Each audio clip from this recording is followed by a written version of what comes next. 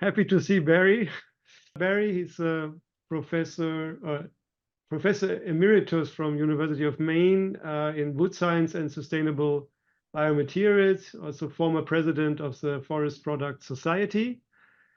And his title starts with "My last hooray," and I hope it's not. So very much looking forward to your presentation, Barry. Thanks very much, Ingo. I do appreciate it. As Ingo mentioned, the talk is My Last Hurrah, and perhaps that was a bit of an incorrect title because shortly after it came out, one of my friends said, so what's happening? Are you dying? And so the message is, no, I'm not dead yet. And yes, I hope to continue on with some research because I've got ongoing collaborations. But since most of us didn't get to present, in the years, in the past 3 years because of pandemic restrictions, I was included in that. But I'd already decided before the pandemic hit that at age 70, which was last year, I would be retiring. And so it was kind of a disappointment to me that I didn't get out to meetings to present some of the last research. So this is my opportunity here, my last hurrah to present a couple of things. And I'm going to have to go very quickly, and I apologize for that, to get out some of this content. All right. So what do we want to talk about? Wood decay, that's been kind of my bread and butter field. I want to talk today a little bit about not just brown rots, but white rot mechanisms. And maybe some things in new findings in our research that will change the paradigm just a little bit, particularly with regard to something called the extracellular matrix, which we'll get into in just a minute. I then want to switch gears and talk about formaldehyde release from wood. And this is some research I'm doing now with Professor Sheldon Shih at University of North Texas. Formaldehyde is a potential carcinogen. It's actually classified as a carcinogen by OSHA, and even at very, very low part per billion levels. It's not just formaldehyde being released from the adhesives or the coatings. We are getting formaldehyde released from wood as well. The last bit that I will cover is actually on marine borer or shipworm degradation, and I'll just be able to tease a tiny bit of information on that, and that's done in collaboration with Dr. Ruben Shipway, who's just taken a new job in Saudi Arabia.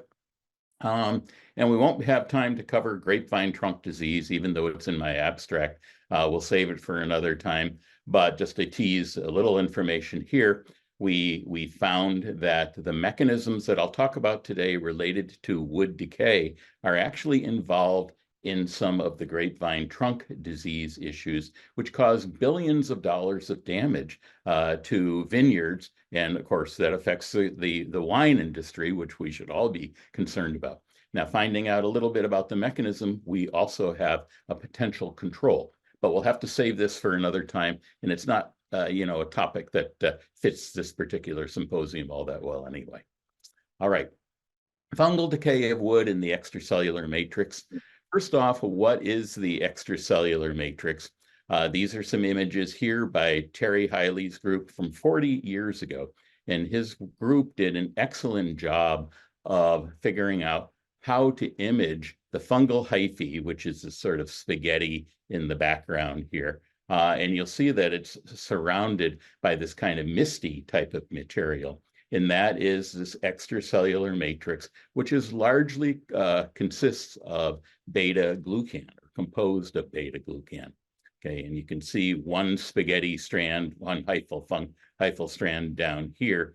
And you'll see the thickness of that extracellular matrix. It's not just wood decay fungi that have this. All fungi virtually have this extracellular matrix. It's composed of beta-glucan, but you also have to recognize that there is oxalate present, and the fungi produce oxalate We often see these, not in all fungi, but in a lot of decay fungi, you'll see these crystals, and those are oxalate crystals. Here, we've essentially evaporated or dehydrated the fungus so that the crystals are adhering to the fungal hyphae. But in the natural state, you would find those crystals all throughout the ECM.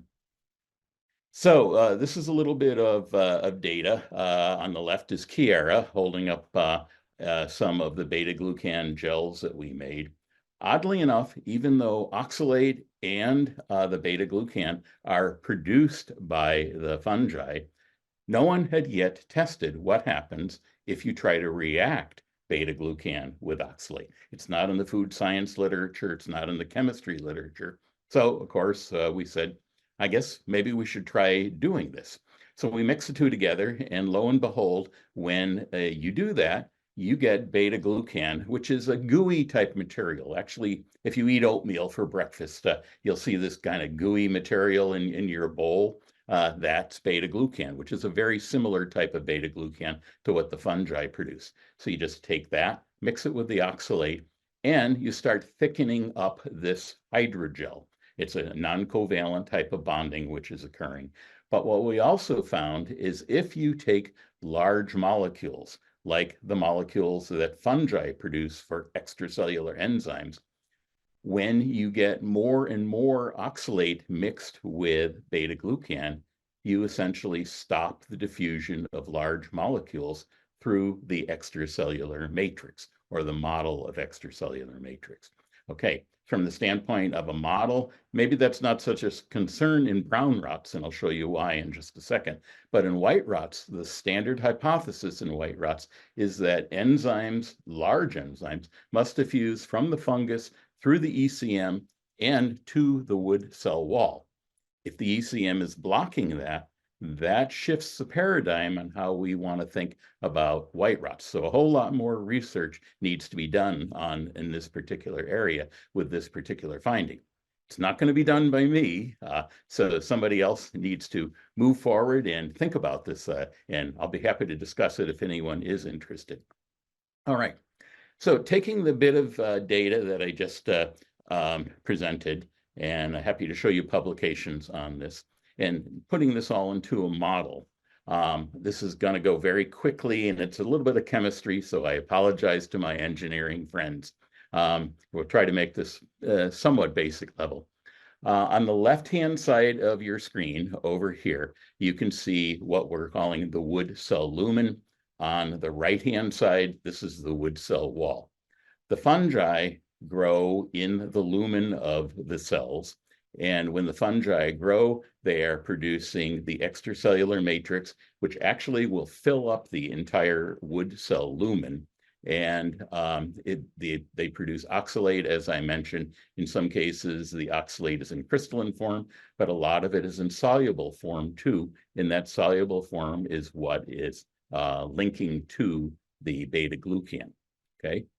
Now, as I just showed you, when you get that beta-glucan matrix, or the extracellular matrix formed, extracellular enzyme diffusion becomes more and more limited depending on how much oxalate. And it only takes tiny amounts of oxalate to mix in and cause that gelation to inhibit the diffusion of those large molecules. I want to take this just a little bit further, though, to show what can happen in brown rot fungi in a process we call the chelator-mediated Fenton system. Okay, other low molecular weight compounds are being produced by, if I can get my cursor working, there we go, are being produced by the fungus. Cataclate is one of those. The oxalate we already talked about, but the oxalate will bind iron 3, and hydrogen peroxide is another one of those. When you get all of those in combination and you look at the pH differential, which drives all this chemistry from a low pH here to a relatively high pH in the wood cell wall, what this does is it causes a reaction like this. We get a reduction in iron, and we then get this reaction with the hydroxyl radical being generated here. Now, the hydroxyl radical is the most potent oxidizing agent known in biological systems, not just in fungal systems, but in all biology. So if you go into health food ads on, what's causing me to be tired or something like that, they'll always say, oh, it's oxygen radicals, free radicals, and that sort of thing. What do you do if you have free radicals? Well, you take this health food supplement, which has radical scavengers, antioxidants in them, okay? We can do that in wood too. And in fact, there are some wood preservatives under development right now that contain some of these antioxidants, and they do work against fungi by scavenging that hydroxyl radical, because the hydroxyl radical is powerful enough to open up and deconstruct both lignin and cellulose. Now, the mechanism I just showed you here is called the chelator-mediated Fenton mechanism. That's the name that we've given it. I want to go back in time and talk about Terry Hiley's work, some other work by Daryl Nicholas, and a lot of great researchers, Akio Inoki, from the 1980s and 1990s. Those researchers spent decades studying brown rots, and they came to the conclusion that Fenton chemistry was not what the key was. And that's very important. They were correct. They did a lot of careful work. Fenton chemistry is not involved per se. We took it the rest of the way, standing on their shoulders after they figured out that Fenton chemistry was not involved. And it is involved a little bit at the end, and even they realize that. But it's much more complicated, as you can see from this diagram. That's why it's very important not to call brown rot, Fenton chemistry. It is not Fenton chemistry. It is what we call chelator-mediated Fenton. And I see a lot of papers coming out now that just refer to Fenton chemistry used by brown rots, which is not correct. And furthermore, it disrespects the decades of research that Terry Hiley and other researchers did back a few decades ago. So I think it's very important to use correct terminology, or some terminology that is not Fenton chemistry, but CMF chemistry, like we have suggested here. All right, gonna get off of that soapbox and talk about another area, and that's formaldehyde release from wood and how to stop it. Okay, as I mentioned, formaldehyde comes not just from the coatings and from adhesives that may be used in making wood composites, but it can come from the wood itself. And I want to focus now just on the lignin portion, because prior research showed that, yes, formaldehyde does tend to come from lignin more so than the cellulosic components. And I also want to focus on iron again. Okay, where does iron come from in wood? From all over the place. Dust and dirt in industrial environments all carries iron. And when the tree is producing wood, iron is incorporated in fairly small amounts, but still enough to be reactive within the wood cell wall. Excuse me. Okay, as it turns out, very, very little research has been done with just iron and lignin in an oxygenated environment, a normal oxygenated environment. But when you combine those, it's a slow reaction, much slower than the reactions that I was talking about in the previous slide with the decay fungi. But you get oxidized lignin and you get reduced iron and hydrogen peroxide generated through a redox cycling mechanism, what we call redox cycling with the lignin and iron, okay? If we continue this reaction on, you'll see some chemistry that's very similar, and we get this hydroxyl radical being generated again. I'm going to bring in lignin over here and show you just a tiny bit of chemistry. Let me move something out of my screen right here. So a little bit of lignin right here. If we look just at the surface of the lignin, and excuse me, there we go. Look just at the surface of the lignin, and not the surface of the wood, but all the interstitial space within the wood cell wall in the lumen. You've got lignin surfaces there as well. And if we've got hydroxyl radical here reacting with that surface lignin, what happens is we get a demethylation and a demethoxylation. So this is a methoxyl group. And as it turns out, when that methoxyl group is released, the hydroxyl radical can attack it too and it gets pulled off of the phenylpropane unit, which is this portion of the lignin. Okay, when that methoxyl group is pulled off, the hydroxyl radicals also will react with it, and you'll see the chemistry. The CH3O2 is very similar to what formaldehyde is, and you get formaldehyde very easily generated just from hydroxyl radical attack.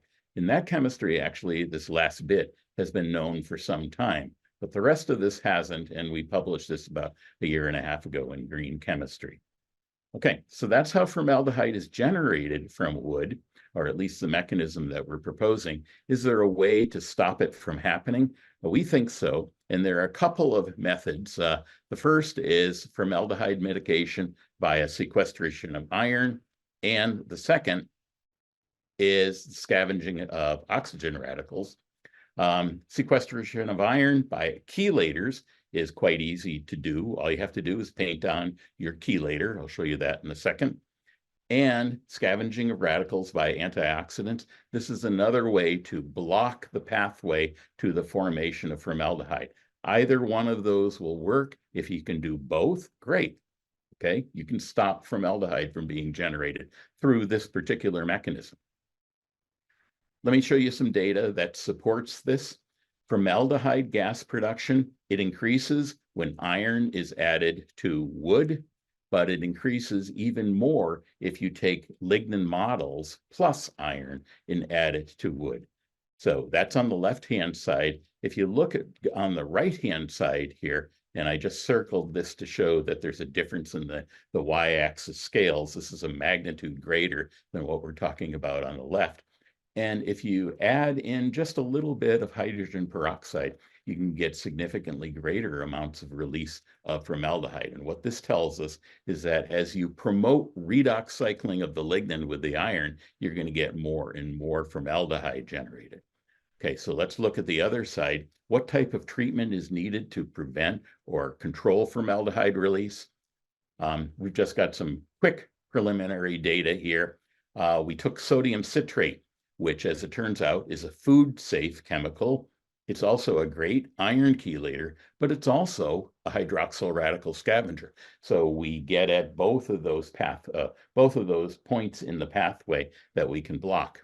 And just very simple here, we get significant reduction in the amount of formaldehyde that is produced when we just paint on or mix in sodium citrate. So we think this particular work may have application in industrial environments, but also potentially in the household, any indoor environment where people may be concerned about very low levels of formaldehyde release. Okay. The last area I wanted to talk about is marine borer wood digestion, specifically by the shipworm. And many of you are not in this particular field, but with marine biology, this has been a question now for over 100 years. Over a century, we've known for many, many years, long before that, that shipworms make holes in wood like this. But we haven't been able to figure out how, after the wood is ingested by the shipworms, how do they break it apart? How do they digest it, and how do they get energy out of it? Okay, I can't tell you much about that, in part because we're out of time, but also because we haven't quite published this yet, and it'll be out in the next maybe 3 to 4 months. I can only tease an answer today, and that tease is shown here in this quick little video. And I want you to focus on this reddish orange blob right here, this cluster, and also some of these little reddish orange specks. What this is, we won't discuss right now, but I can tell you that we believe anyway, that it is the key to marine borer or shipworm digestion in certain types of shipworms. And again, in the next 3 months, we hope to have this published, and I'll be happy to share more information about this. I apologize for just teasing this in the interim, though. And with that, I will finish my talk. I appreciate your attention, being the last talk of the day. If you're in Europe, I suppose you can all go out and get a beer, but it's about, 5:30 a.m. my time right now. If you got questions or want to get a hold of me, that's my email address.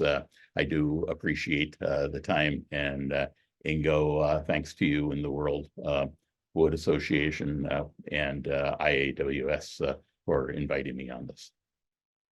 Thank you very much, Barry, for the very nice presentation. We have time for questions about the formaldehyde release topic.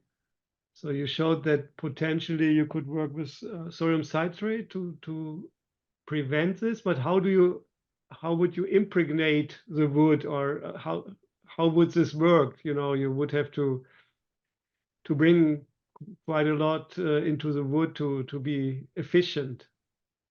Well, Ringo, the simplest answer is I'm a scientist. We don't get into practical issues. Okay. I think simply, we do impregnation of wood all the time with preservatives. We could if it's solid wood, we could certainly do something like that.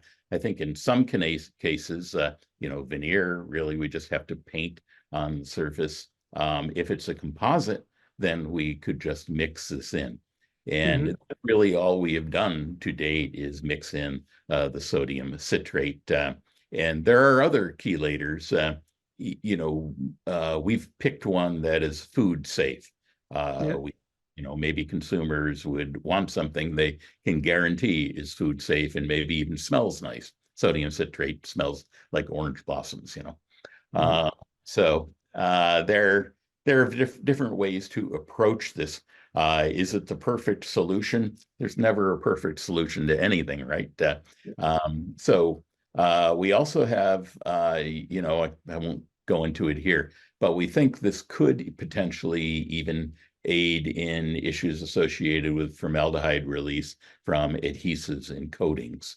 But there's still more work, a lot more work that we need. And I'm continuing to work with Sheldon Shee and his group so that we can explore that a little further.